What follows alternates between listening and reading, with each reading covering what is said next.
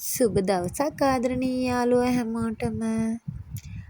අද 2026 ජූලි 18.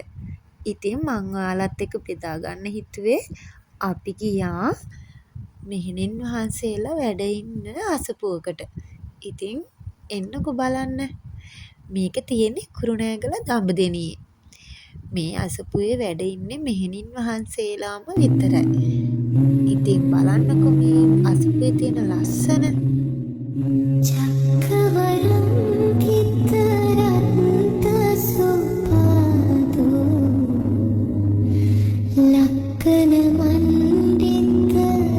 ඉතින් අපි මේ අසපුවට ගියේ අපේ අක්කා කෙනෙක් බාරගත්ත පූජාවක් තියන්න.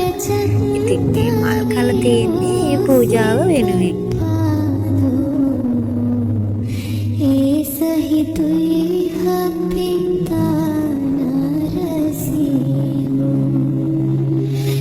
බලන්නකෝ ඉතින් මෙහෙණින් වහන්සේලා පූජාවක් තියෙනකොට මෙන්න මේ විදිහට තමයි පහන් පත්තු කරන්නේ.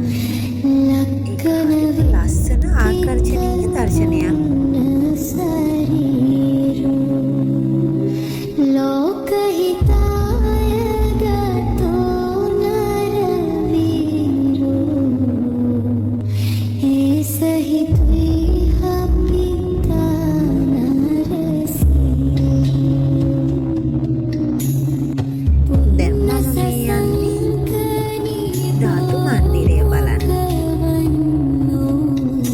ඉතින් යාළුවනේ කුරුණෑගල නම් ඔයාලත් ඉන්නේ මේ අසපුවට ගිහිල්ලා බලන්න. වීඩියෝ එක හරිනම් ලයික් කරලා කමෙන්ට් කරන්න. අදට ගිහින් එන්නම්. හැමෝටම සුබ දවසක්.